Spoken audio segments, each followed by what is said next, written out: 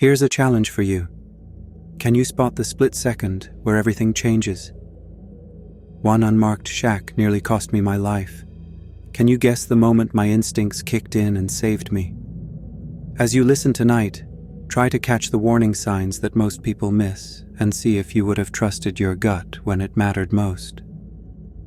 Road trips are supposed to be about freedom and adventure, but sometimes the real danger is the feeling you can't explain. That sense that something is off might be the only thing standing between you and something you don't want to meet. Have you ever felt that strange prickling on the back of your neck before you even know why? Some things don't make sense until you're standing in the middle of them. That night, the feeling I had wasn't just nerves, and it wasn't just the dark. It was a kind of alertness that settled in the back of my mind, a sense that something about our spot wasn't right. We'd picked a stretch of beach that looked empty and safe, just sand, sea, sky, and us. There were 3 of us, a tent, and a pile of snacks. It was supposed to be ordinary. We wanted quiet, nothing but the sound of waves and the occasional gull. We set up camp a little higher than the tide line, and the nearest house was hidden behind dunes and weeds. There was a rusted fence off to one side, half lost in the grass. It felt like we were the only people left in the world. I was the first to notice the shack. It sat about 200 feet from our tent, tucked in behind scrubby bushes, slouching like it was tired of being there. The walls were warped, the roof sagged in the middle, and there weren't any lights or sounds, just a shape in the dark. I couldn't see inside, not from where I was, but I kept glancing over at it. The more I looked, the more I felt like I shouldn't be looking at all. There was nothing obviously wrong, no broken windows, no sign of anyone else, not even a stray can or a bit of trash. But the longer I stared, the more I felt this pressure, like the air around it was heavier than everywhere else. I tried to write it off. People leave shacks near the water all the time. Usually, they're just full of junk. Old fishing gear, busted chairs, maybe a cooler with a broken lid. I told myself it was nothing, but I couldn't shake the idea that someone might be inside, watching, waiting for us to get comfortable. I gripped my flashlight harder, mostly out of habit, and told myself I was being stupid. I drifted away from the fire, using the excuse of needing a break from the noise. My friends were up by the tent, arguing over snacks. I walked closer to the water and let the sound of the waves fill my ears. The shack kept pulling my attention back. I swept my flashlight across the sand, half expecting to see something obvious, a warning sign maybe, or a set of footprints that didn't belong. There was nothing. Still, every step I took toward the shack made my skin crawl. I stopped about halfway, maybe 20 or 30 feet closer, and just stood there. I told myself I was being ridiculous, but the feeling only got stronger. That's when I started talking, loud enough for my friends to hear. I called out, making a joke about the snacks, pretending I needed a lighter, anything to break the silence. My voice sounded too sharp, too forced. I kept my flashlight on the shack's door. For a second, I thought I saw a shadow move inside, but maybe it was just the light bouncing off the glass. I couldn't be sure. I tried to laugh it off, but my mouth was dry. I stood there not moving, and the urge to turn around hit me hard. It wasn't a thought exactly. It was more like a push, a sudden certainty that I shouldn't go any closer. I listened to it. I started backing away, slow at first, then faster as the feeling faded. I made up some excuse about needing to check on the snacks, trying to sound casual as I climbed back up the dune. My friends didn't say much. Paul looked at me and asked if I was okay. I said I was fine, but I kept glancing back at the shack, half expecting to see someone step out into the moonlight. That's what intuition feels like. It's not a voice in your head. Not a warning you can explain to anyone else. It's a surge of adrenaline, a tightening in your chest, a sense that you're being watched even when you can't see anyone. I didn't have proof. I didn't have a reason to be afraid, except for that feeling. But I listened. I changed direction, made noise, let anyone or anything out there know I wasn't alone. It was a small thing, but it felt like the right thing. Looking back, I realize how important it was to trust that feeling. Experts say your brain picks up on patterns you don't consciously notice. Little things, like the way a building sits in the dark, the silence where there should be noise, the way someone moves or doesn't move. Your amygdala fires off warnings before you know why. That's what happened to me. I didn't know what was wrong, but my body did. I wish I could say that was the end of it, that I just had a weird night and a strange story to tell. But something else happened, something I didn't learn about until later. When I walked away from that shack, I thought I was being cautious for no reason. Little did I know someone else was watching that shack and would change everything. Matt waited until the others were busy packing up. He came over quietly, not looking me in the eye, and said, "I saw someone last night." His voice was low, almost like he was afraid to say it out loud. I thought he was joking at first, but he shook his head and looked over his shoulder, checking if anyone else was listening. "I woke up to get some water," he said. "There was a man outside the window. He was just standing there, watching." I stared at him, waiting for a punchline, but Matt just kept talking, his eyes wide and serious. He didn't move. I watched him for a while. I thought maybe I was dreaming, but he was real. He looked right at me. He said the man never tried the door, never knocked, never said a word. Just stood there, half in the shadows, close enough to the glass that Matt could see the outline of his face in the moonlight. I put my headphones in, but I didn't play anything. I just lay there, hoping he'd go away. I didn't want to wake anybody up if it was nothing. It hit me all at once, the heaviness from the night before, the way I'd felt pulled toward the shack, the urge to talk loud and make sure we sounded like a group. I tried to remember if I'd seen footprints by the camper or if I'd heard anything strange, but my mind was blank. All I could think about was Matt's voice and the way he looked like he hadn't slept at all. There had been someone out there, someone standing just a few feet from where we slept, close enough to reach out and tap on the glass if he wanted to. Nobody else knew. Paul and Jason were laughing about something by the fire pit, dragging the last bits of gear back to the car, and I stood there with Matt, trying to make sense of what he told me. I wanted to ask him why he hadn't said anything in the moment, but I already knew. It's easier to believe you're overreacting than to risk waking everyone up for nothing. When you're out in the middle of nowhere, you don't want to be the one who ruins the night over a shadow. The rest of the morning felt strange. I kept glancing back at the shack, half expecting to see someone step out and wave, or maybe just vanish into the dunes. Everything looked normal. No broken windows, no footprints I could see. No sign that anything had happened at all, but the feeling wouldn't go away. I checked the camper door twice before we left. I watched the road behind us as we drove off, waiting for something to move in the rearview mirror. That's the thing about nights like that. You don't always get answers. Sometimes all you have is a feeling, and maybe a story from the quietest person in the group. I kept thinking about how close we'd come to never knowing. If Matt hadn't woken up, if he hadn't looked out the window at just the right moment, we would have left that morning with nothing but a weird feeling and a story about a creepy shack. The silence from the night before felt different now. It wasn't just the ocean and the wind. It was the quiet of someone standing outside, listening, waiting for a chance to get closer.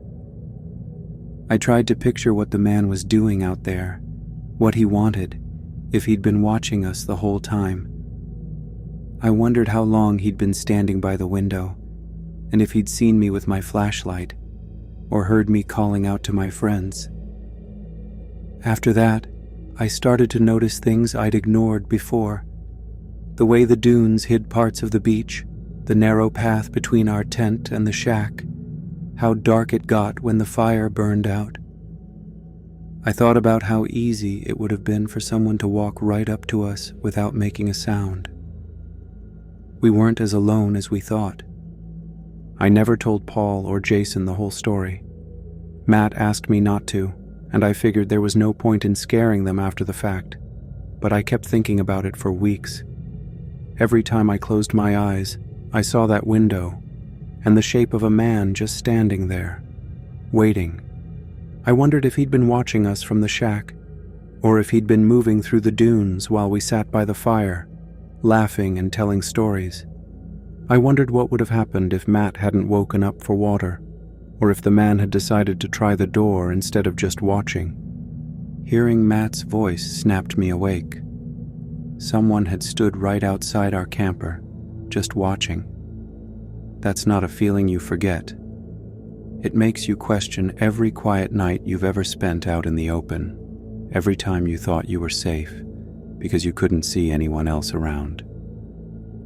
It makes you realize how quickly things can shift from normal to dangerous, and how sometimes the only warning you get is the prickling on the back of your neck. I still don't know who that man was or what he wanted. I don't know how long he watched us or if he'd been waiting for something to change. All I know is that we left that place and never went back. Who was he? And what would have happened if Matt hadn't woken up? Out there, the world feels bigger and you feel smaller. It's not just about being far from home. Something shifts when you realize you're really on your own. I thought I understood what it meant to be isolated, but that night made it real. Every sound, every movement seemed sharper with no one else around. The silence pressed in, and I caught myself listening for things I never noticed in the city. The wind brushing the tent, the sand shifting under the weight of something unseen, the distant crash of a wave that sounded closer than it should. We picked that spot because we wanted to get away. No lights, no neighbors, just us and the beach. For a little while, it felt like freedom. Then the quiet started to stretch out, and I realized how far we'd put ourselves from help. I started doing the math in my head, how long it would take to get back to the car, how many minutes it would be before anyone else could reach us if we needed them. It wasn't panic, not at first, just a slow awareness that the world out here didn't care about us. If something happened, it would be a long time before anyone even knew. The tent felt flimsy. I kept looking at the thin line of fabric between me and everything else. It's strange how you start to notice the details, the zipper that sticks, the way the stakes never seem to hold tight in the sand, how the mesh window lets in every sound. I tried to ignore it, but every time I closed my eyes, I heard something new. A twig snapping, a low rustle, the kind of noise that makes you wonder if you're imagining things, or if something is actually out there. I tried to blame it on animals, maybe a raccoon, maybe a fox. But then Jason whispered, "Did you hear that?" And I realized he was listening too. We didn't say much after that. I kept checking the zipper, shining my flashlight out into the dark, waiting for the beam to catch something moving. My hands felt clumsy. I started counting the things I could reach without looking. My shoes, my jacket, the water bottle by my head. I guess I thought if something happened, I'd have a few seconds to grab what mattered. Alone out there, every footstep sounded like a threat, and the silence felt as loud as a scream. I remembered reading about a couple in British Columbia who were camping in the woods. They noticed a man step out from the trees, just standing and watching their fire. They didn't panic, but they stayed alert, kept their voices low, and made sure not to let him get too close. That story stuck with me because it was the same feeling, knowing you're visible, knowing someone else could be out there with you, and realizing that nobody would hear you if you called for help. I kept checking my phone for a signal. Nothing. Not a single bar. I held it up by the window, just in case, but the screen stayed blank. It's funny how quickly you start to miss the sound of traffic or the glow of a streetlight. In town, you worry about locking your door or getting to work on time. Out here, you worry about whether anyone would find you if you disappeared. I thought about the stories I'd heard, people getting lost, campers who went missing, hikers who vanished just a few miles from safety. Those stories never felt real until I was the one staring into the dark, trying to convince myself that nothing was out there. We didn't talk much that night. Even Paul, who never seemed to run out of things to say, went quiet. Every time we heard a noise, we all looked up at once. It wasn't nerves. It was something deeper, a kind of alertness that you can't shake when you know you're exposed. I lay there running through scenarios in my head. What I'd do if someone tried to come in, how loud I'd have to yell to wake the others, whether I could make it to the car before anyone caught up. I'm not someone who scares easy, but I felt myself shrinking with every sound. There's a reason people travel in groups, but even that only goes so far. Being together doesn't erase the feeling. Sometimes it just makes you realize how quickly things could fall apart. You look at your friends, sleeping and unaware, and you know they wouldn't hear you if you needed them. That's not just anxiety. It's your brain telling you to be careful. It's a warning system, built in for a reason. Out there, it's not weakness to admit you're vulnerable. It's survival. Looking back, isolation made us easy targets. We didn't see it at the time. We thought we were just taking a break from the world, but the truth is, the world doesn't pause when you're not paying attention. No cars passed. No lights flickered from behind the dunes. We were just a group of friends on a stretch of sand, thinking nothing could happen to us. That's exactly when things can go wrong. Every year you hear about people who disappear in places like that. Some are found, some aren't. Sometimes the only thing that saves you is listening to that uneasy feeling, the sense that you're being watched, or that something isn't right. That's what kept us sharp. Just like those BC campers, we felt every twig snap, every pause in the wind, and we didn't let ourselves ignore it. If you've never felt it, it's hard to explain. Isolation magnifies every doubt, every possibility. It's not just in your head, it's real, and you have to trust it. That night taught me to pay attention, to take that feeling seriously. The world is quieter and emptier than you think, and sometimes you're more alone than you realize. But sometimes the real danger isn't how alone you are, it's how trusting you think you can be. It's easy to think you know how to spot trouble until you're actually out there, packing up your gear in the early morning, feeling like you've just woken up from a half-remembered nightmare. Maybe you're running on not enough sleep, or maybe you're still replaying the night in your head, but you start to realize how quickly things can shift. That's when the warnings about strangers don't seem so far-fetched. We were almost done loading the car when a hiker came along the edge of the dunes. He looked like he'd been out there a while. Shirt damp, boots scuffed, eyes scanning the beach. He didn't say hello or make small talk. Instead, he looked right at us and asked, "Did you see anyone else out here last night?" He didn't bother to smile, just waited for our answer. I hesitated. I didn't want to say too much, not with the memory of that shack still fresh.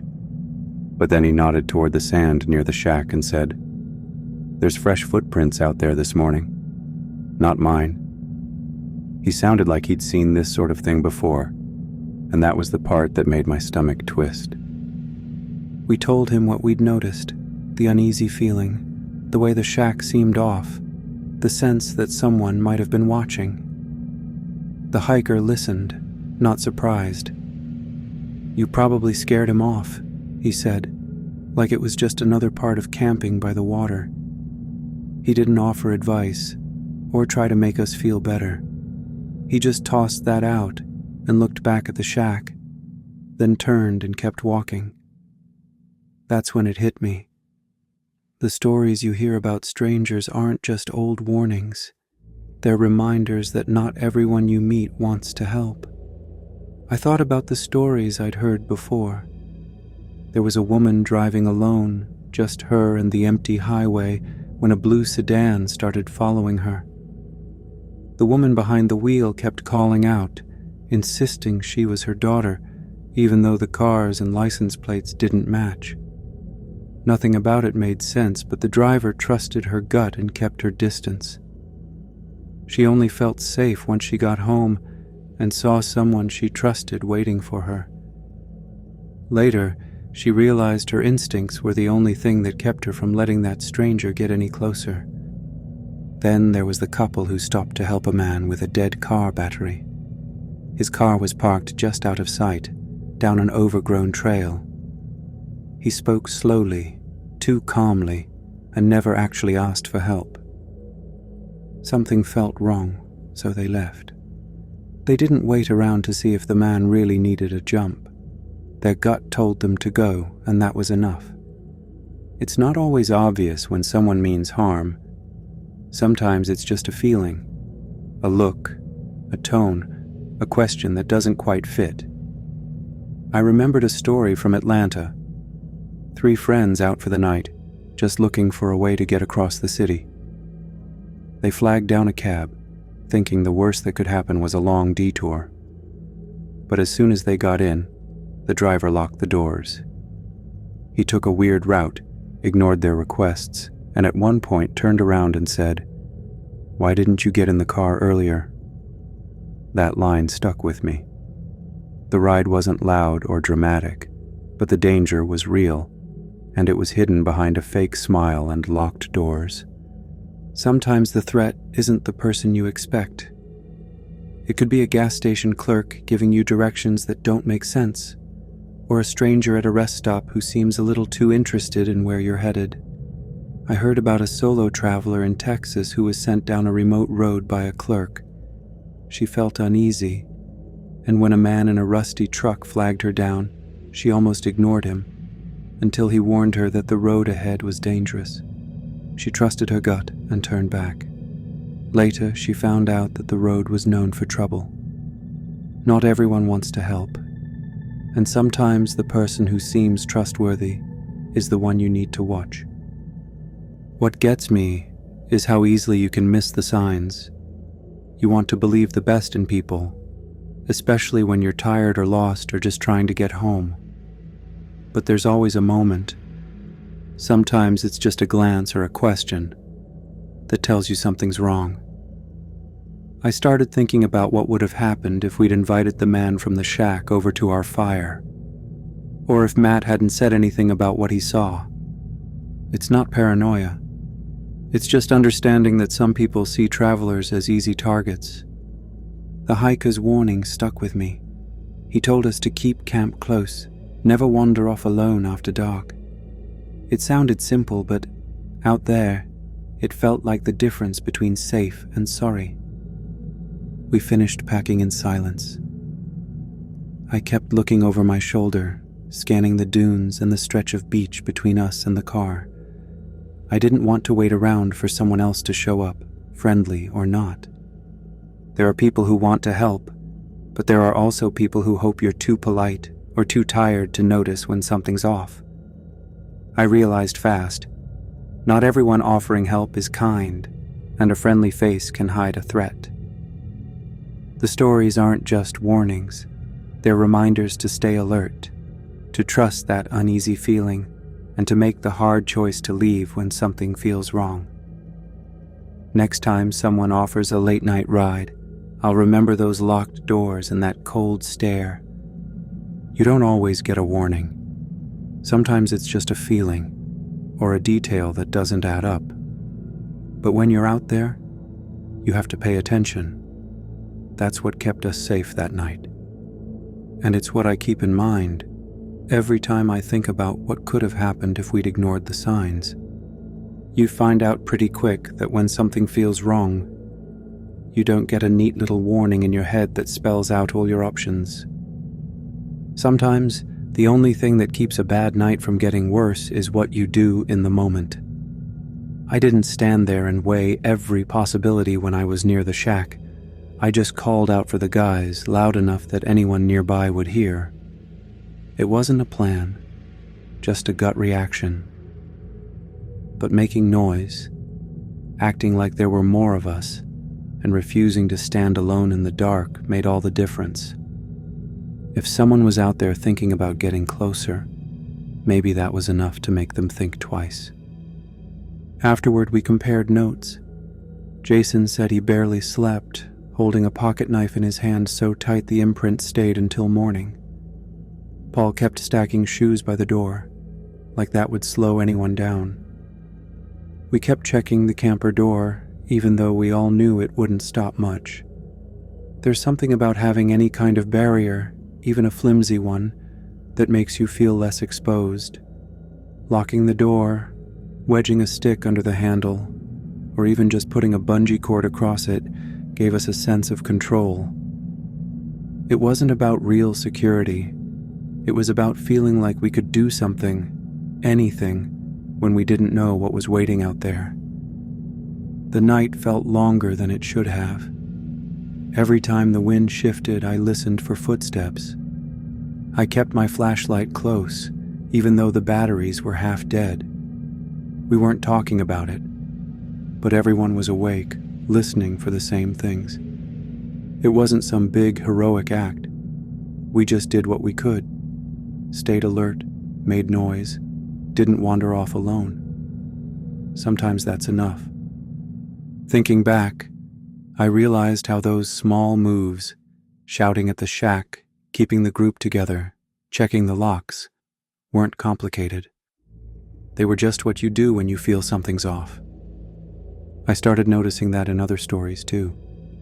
There was the road trip across Pennsylvania. 2 friends noticed an SUV from a gas station following them down the highway. They didn't try to convince themselves it was nothing. Instead, they switched lanes, slowed down, sped up, and the SUV kept doing exactly the same. They pulled over at a rest stop and used a big spotlight to shine right into the other car. The light caught the driver's face, pale, almost cartoonish, like Uncle Fester. The SUV peeled off at the next truck stop and disappeared. They never knew what the driver wanted, but making themselves visible and unpredictable took away the advantage. From shouting at the shack to jamming on the spotlight in Pennsylvania, making noise and seeming less vulnerable gave us an edge. It wasn't about being fearless. It was about not pretending nothing was wrong. When you act on that uneasy feeling, you change the story. You make yourself harder to target. You let anyone watching know you're not asleep and you're not alone. There's a kind of relief in realizing you don't have to be a hero. You just have to do something, anything, that makes you less of a target. I kept thinking about how easy it would have been to stay quiet, to wait for proof that something was wrong. But that's when things go sideways. The people who get out of these situations aren't always the toughest or the best prepared. Most of the time, they're just the ones who trust the part of themselves that says, "This isn't right," and then actually do something about it. Even after that night, we changed the way we camped. We started announcing where we were going, even if it was just to the edge of the dunes. We made sure someone was always awake, even if nobody wanted to admit why. I kept my flashlight next to my sleeping bag. Jason never let go of his pocket knife. Paul started making jokes about taking first watch, but he still sat up late, listening for footsteps in the sand. We didn't talk about being scared. We just acted like it was normal to be cautious, normal to check the locks, normal to keep an eye on the shadows. The thing about quick thinking is that it doesn't have to be dramatic. You don't need a plan for every possible threat. Most of the time, it's just about noticing what feels wrong and not ignoring it. Making noise, sticking together, shining a light. These aren't big moves. They're simple, and they work. They can be the difference between a close call and something worse. I started paying attention to stories where people survived because they did something small. Something that told whoever was watching that they wouldn't be easy to mess with. It's not about being paranoid. It's about being smart enough to trust yourself and act, even if you're not sure. Those moments don't always feel important at the time, but looking back, you realize they changed everything. These small moves aren't heroic. They're simple, and they can be difference makers when your gut screams it's time to act. Sometimes it's just about making sure you're not standing alone in the dark, even if that means calling out and sounding foolish. Sometimes it's shining a light into a car window, or just locking a flimsy door one more time. You don't always know how close you came to real danger until later. Some stories don't end when the night is over. I still remember the way the air felt standing by that shack, heavy but cold at the same time, kind of like standing in front of a fridge with the door open. After a night like that, you don't just go back to normal. I didn't realize how much it would stick with me until I was home, and the quiet felt wrong. For weeks, every creak made me bolt upright, wondering if the man by the shack had followed me home. I'd check the windows, double-check the locks, and still feel like I'd missed something. The city sounds that used to fade into the background. Someone shutting a car door, footsteps in the hallway, the heater ticking on, suddenly felt sharp and out of place, like warnings I couldn't ignore. Even my friends started acting differently. Paul texted to ask if I was still checking my windows, and I told him, yeah, every night. Jason left his porch light on until sunrise for a month. None of us said it out loud, but we all knew we were carrying the same tension. There's this strange mix of feelings that comes after a near miss. I felt guilty for walking away, relieved I'd lived, and haunted by what almost happened.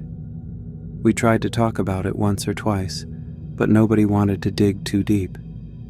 If we put it into words, maybe it would become more real, or maybe we'd have to admit how close we came to something worse. Instead, we kept it vague, just enough to let each other know we weren't alone in feeling unsettled. It wasn't just the memory of the shack that got to me. It was the sense that we'd brushed up against something that could have changed everything.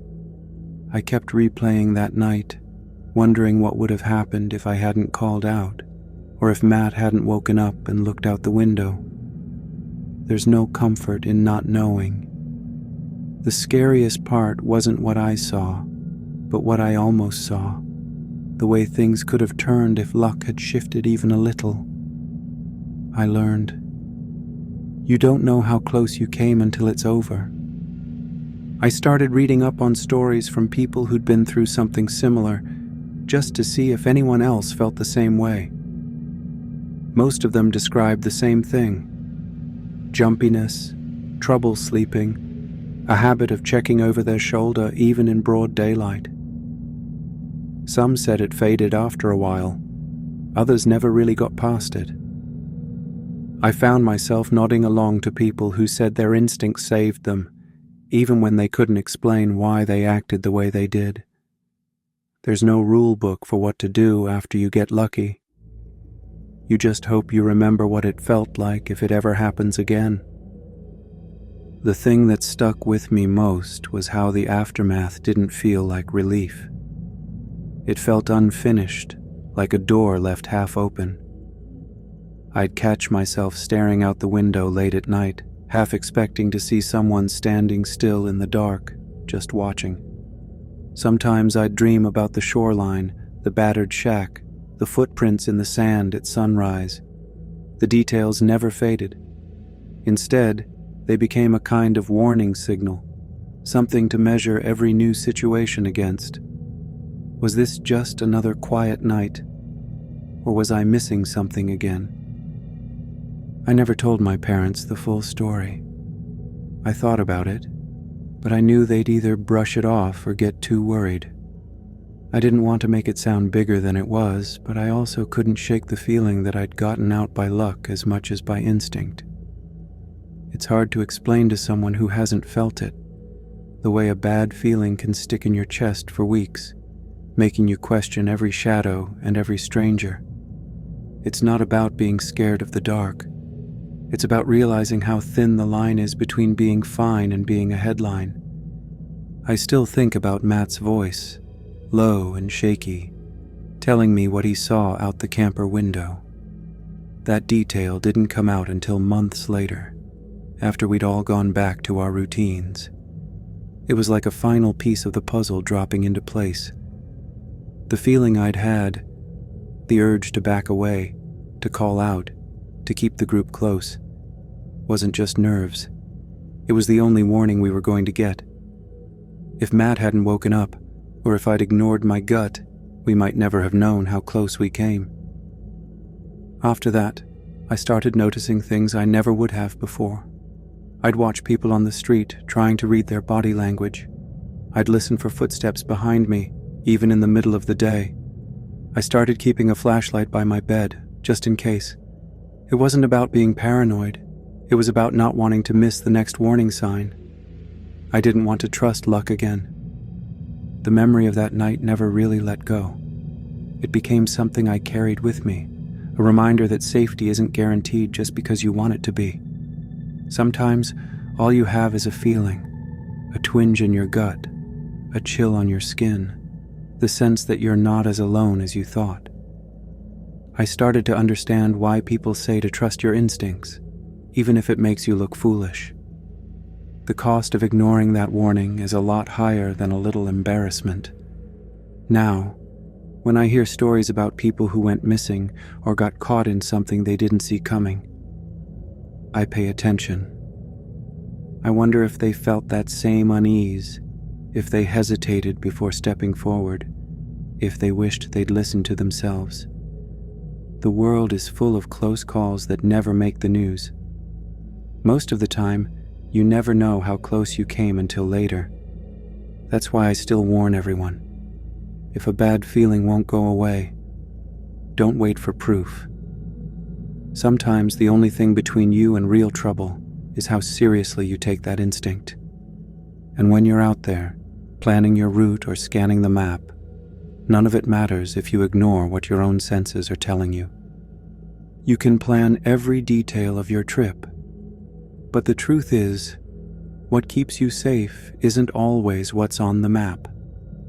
Trusting your instincts isn't about being brave or dramatic. It could be the only thing that stands between you and real trouble. Survivors often report feeling uneasy seconds before danger appears. That's not paranoia. That's your early warning system kicking in. If you've ever had an unshakable gut feeling, drop a comment and let me know what happened. Danger can be silent. Your instincts aren't paranoia. They're your early warning system. For more true horror stories that show why trusting your gut matters, make sure to subscribe.